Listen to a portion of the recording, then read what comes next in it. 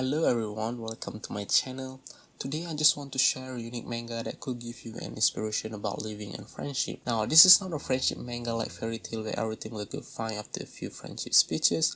It is way more realistic and are relatable in real life. The author of this manga wrote this story based on his own experience in the reformatory school and living in the dark era of Japan after the Hiroshima bombing. So it's kind of like a true story based manga, but there's more to it than that. Without further ado, let's get into the story and why I think it is a masterpiece. Nisha Rokubou No Shichinin or Rokubō is a story that is set in 1950 era in Japan about 6 delinquents that are sent to reformatory school where they have to cope with atrocities, humiliation, and unfairness. But that is only the beginning, as they are met with more challenges from being violated by a pervert doctor, blackmailed by their own friends, tortured by the evil jailer, and many more. When all hope seems lost, they are met with harsh reawakening when they encounter Sakurugi Rokurota, the senior mate who will later be considered as the big brother, Anchan. From here on, the 6 delinquents Mario, Heitai, Bermoto, Supon, Kyabetsu, and Joe sees a new ray of light. Their meeting with Anchan changed their perspective on life and give them new hope in the place that they thought as hell. With the newfound hope and dreams in the compound 2 cell 6, the 7 of them promise to meet outside and pursue their dreams by carving their ambition into an oak tree together. However, their dreams are not going to come by easy, as their friendship are constantly being put under test and having to endure all the atrocities in the reformatory school. Despite all the horrible things they suffered in the reformatory school, they are able to survive by supporting each other and believing in one another.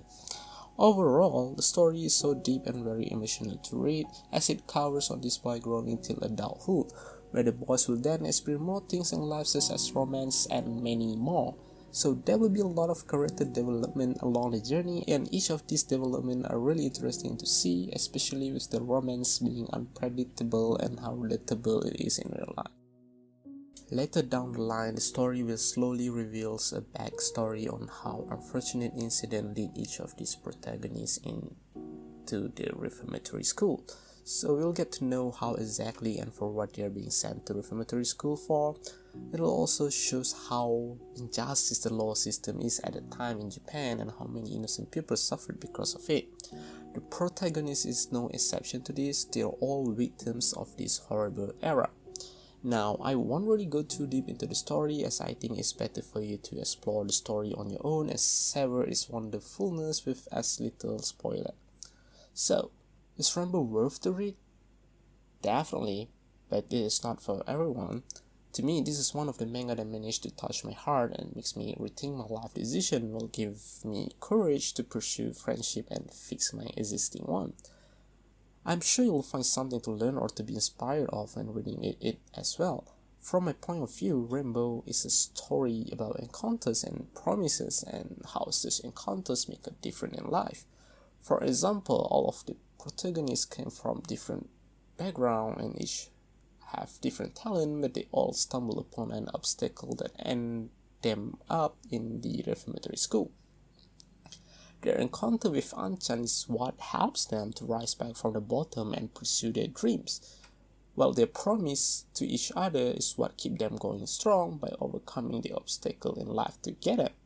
So, like I said, it's worth to read if you're into manga that are really heavy on life, or maybe if you're wondering about the purpose of living.